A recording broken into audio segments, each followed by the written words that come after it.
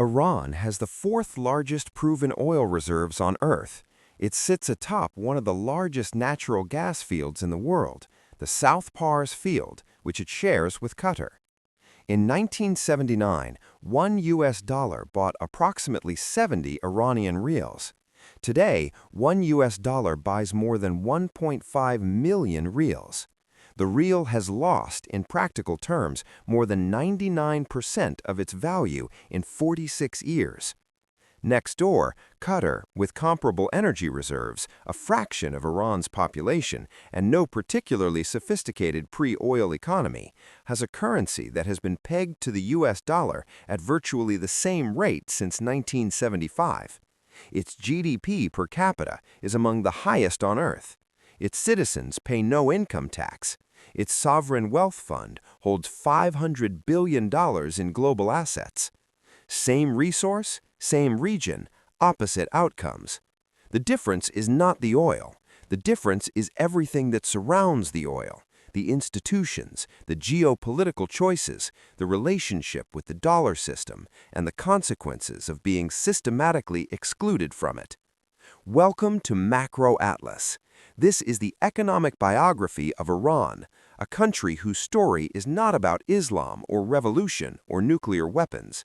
It is about what happens when a major economy is cut off from the world's financial system for 40 years, and what that does to the people living inside it. Chapter 1. What Iran was. To understand what Iran lost, you have to understand what it had. In the 1960s and 1970s, Iran, under Shah Mohammad Reza Pahlavi, was one of the fastest-growing economies in the world. Oil revenues, amplified by the 1973 OPEC price shock, flooded the Iranian treasury.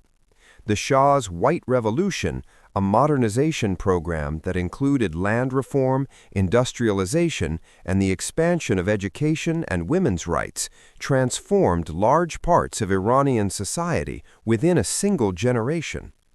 Tehran in the mid-1970s had a functioning stock exchange, an expanding middle class, international airlines, Western consumer goods, and an inflation rate that, by the standards of the region, was manageable. Iran was a member of OPEC, a regional military power, and a close ally of the United States. It had a functioning relationship with the dollar financial system. American companies operated there. Western banks had branches there. The rial was a credible currency. The numbers from this period are striking. Iran's GDP growth averaged over 9% annually between 1963 and 1977. Oil revenues reached $20 billion in 1974, a figure that, adjusted for inflation and population growth, represented extraordinary per capita wealth. The World Bank classified Iran as an upper-middle income country. Its per capita income was converging towards Southern European levels. This prosperity was real, but fragile in ways that were not visible at the time. The economy was overwhelmingly dependent on oil revenues, which funded the government budget, the military, and the subsidy system that kept food and energy cheap for ordinary Iranians. The non-oil private sector was underdeveloped. The banking system was state-dominated. Political institutions were autocratic and brittle. When the oil-funded social contract broke, when rising incomes could not compensate for political repression and rapid social change, the system collapsed not gradually, but all at once. Chapter 2. The Revolution and its Economic Logic. The 1979 Islamic Revolution was not primarily an economic event. It was driven by religious identity, political opposition to the Shah's autocracy, and a broad coalition of forces, Islamists, nationalists, leftists, merchants, united by what they opposed more than what they supported. But its economic consequences were immediate, structural, and in many cases irreversible. The new Islamic Republic inherited an economy built on oil, American alliances, and dollar system integration. Then it systematically dismantled all three. American assets were frozen after the 1979 hostage crisis. U.S. sanctions began immediately. The relationship with the dollar financial system, the invisible infrastructure that had allowed Iran to sell oil, hold foreign exchange, access international credit, and conduct global trade, was severed within months of the revolution's success. Iran GDP per capita 1977, around $2,500, one of the fastest growing economies in the world.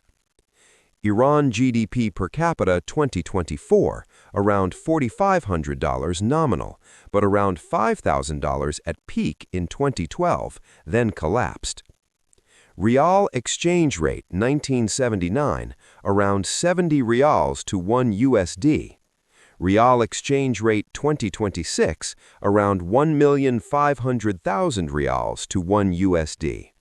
Value destroyed, more than 99% of the rial's purchasing power in 46 years. Chapter 3. The Mechanism. Dollar Exclusion.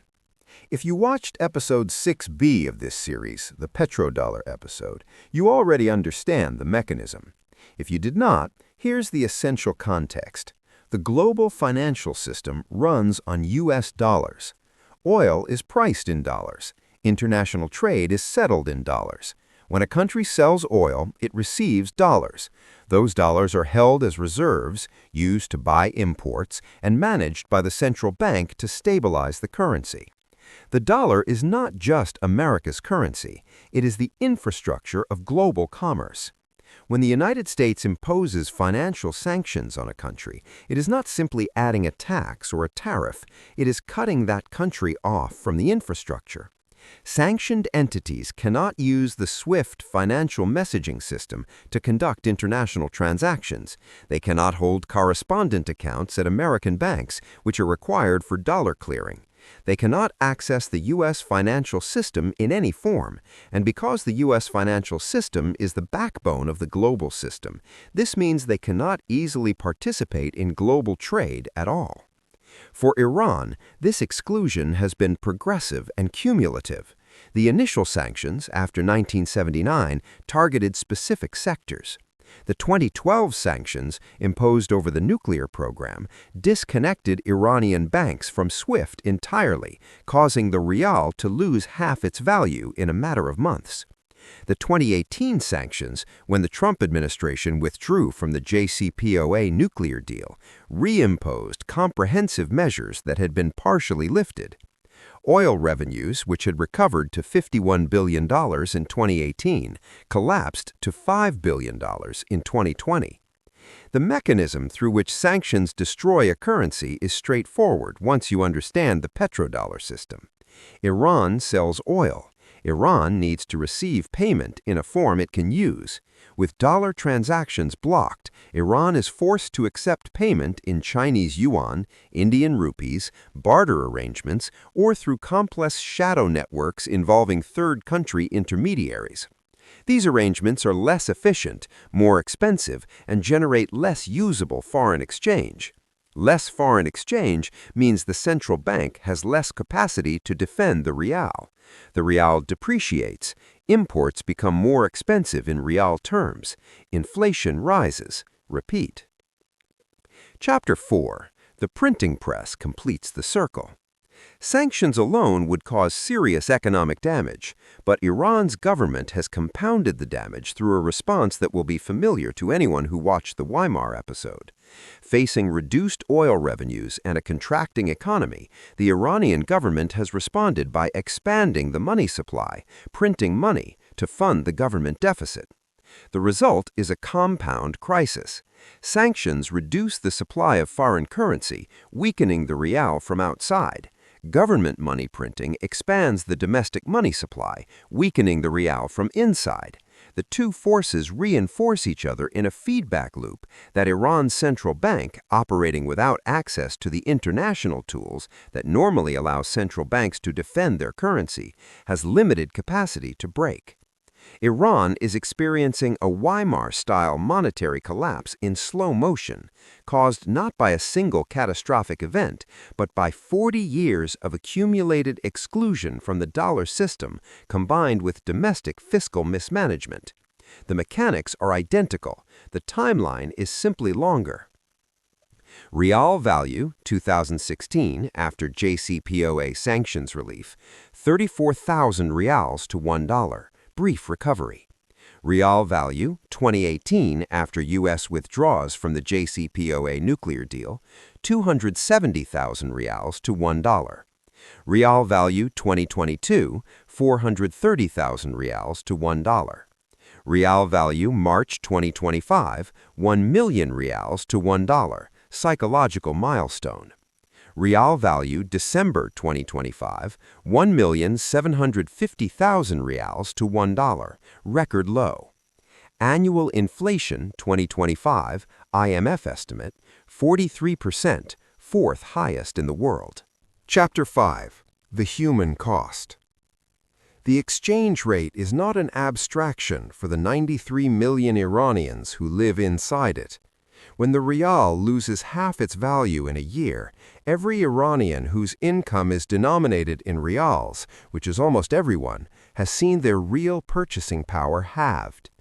Imports priced in dollars or euros become progressively unaffordable. Businesses that depend on imported inputs face cost increases they cannot absorb. Savings accumulated over decades are destroyed. The Ministry of Social Welfare reported in 2024 that 57% of Iranians were experiencing some level of food insecurity. The parliament reported that 50% of men aged 25 to 40 were unemployed or had stopped looking for work. Rolling power cuts of 3 to 4 hours per day became normal in 2025 as the energy infrastructure, itself constrained by sanctions and underinvestment, could not meet demand. Half of Iranian industry has at various points halted production due to these blackouts.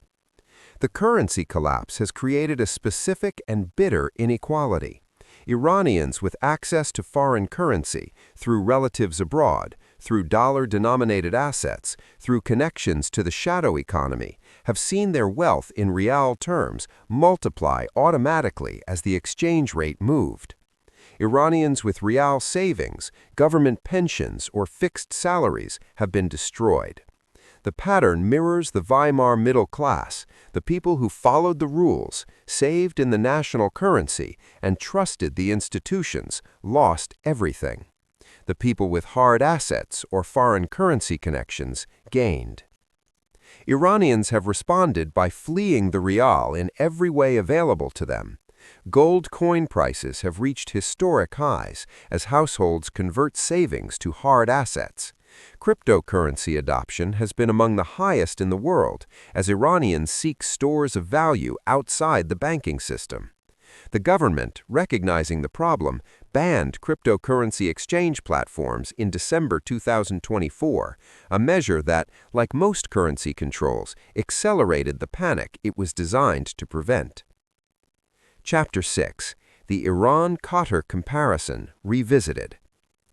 Return to the comparison that opened this episode. Iran and Qatar share the South Pars natural gas field, the same physical resource sitting beneath the same seabed on either side of a maritime boundary. Qatar's share is called the North Field. Iran's share is called South Pars. Both countries have been extracting from this resource for decades.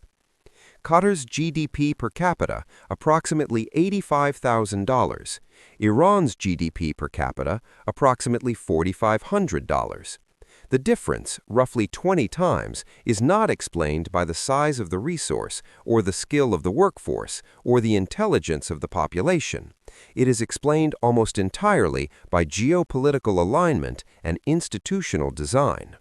Qatar has been inside the dollar system for 50 years. Its currency is pegged to the dollar. Its sovereign wealth fund holds dollar assets.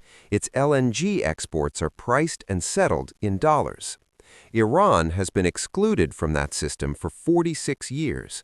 The exclusion, not the oil, is the explanation. The Iran-Qatar comparison is the clearest natural experiment in economic history on the value of dollar system access. Same resource, same region, same decade. One country inside the system, one outside. The GDP gap tells you everything about what that access is worth. Chapter 7. The February 2026 Strikes and Their Economic Consequences. On 28 February 2026, the United States and Israel conducted coordinated military strikes on Iranian military and nuclear infrastructure. Iran responded with ballistic missile attacks on Israeli territory and U.S. military bases across the Middle East. The Strait of Hormuz, the narrow waterway through which approximately 20% of the world's oil supply passes, was immediately threatened. Oil tankers began diverting around the strait as a precautionary measure. For Iran's economy, which was already in crisis before the strikes, the immediate economic consequences are severe and compounding. Military strikes on infrastructure, ports, refineries, power generation facilities, directly damage the production capacity that oil revenues depend on. War uncertainty accelerates the rial's collapse as Iranians and foreign holders rush to exit the currency. International corporations that had maintained any presence in Iran accelerate their withdrawal. The already constrained supply of foreign exchange tightens further.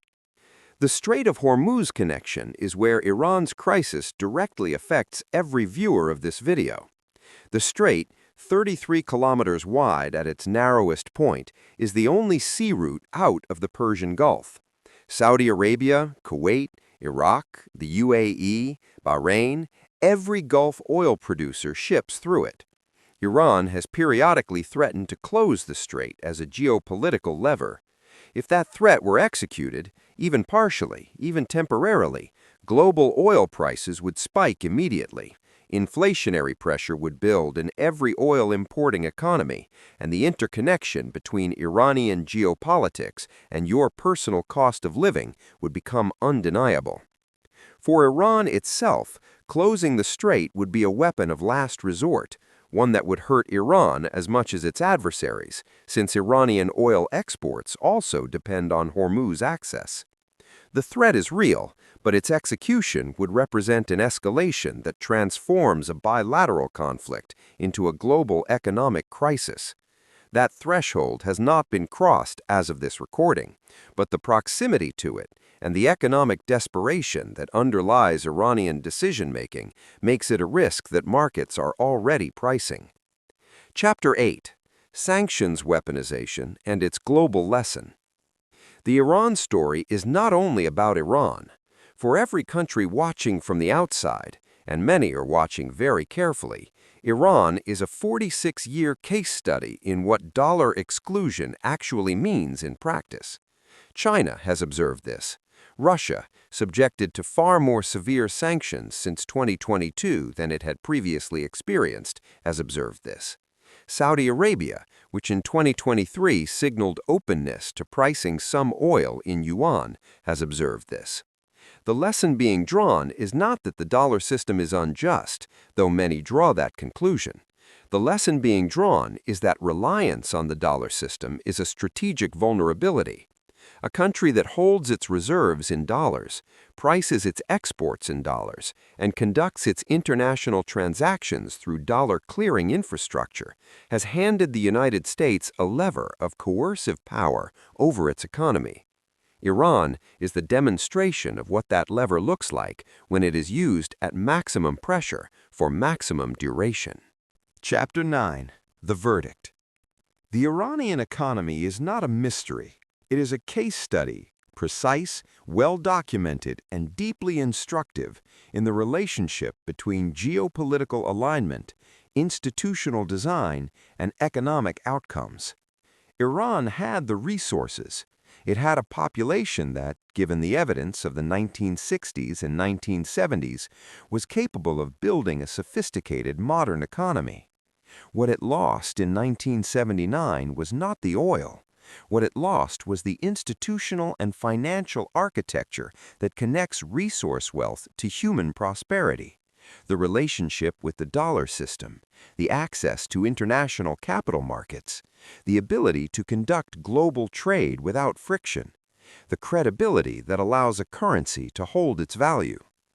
The 93 million people living inside that collapse did not make the decisions that caused it. The revolution of 1979, the hostage crisis, the nuclear program, the regional proxy strategy, these were decisions made by governments and revolutionary movements, not by the ordinary Iranians who have paid the economic price. The woman who cannot afford imported medicine, the young man who has stopped looking for work, the retiree whose pension buys a fraction of what it bought when they started working. They are living inside someone else's geopolitical choices. That is the Iran story. A country with everything it needed for prosperity, making a set of institutional and geopolitical decisions that systematically dismantled the conditions under which that prosperity was possible. A currency that once bought respect in international markets, now worth less than the paper it is printed on.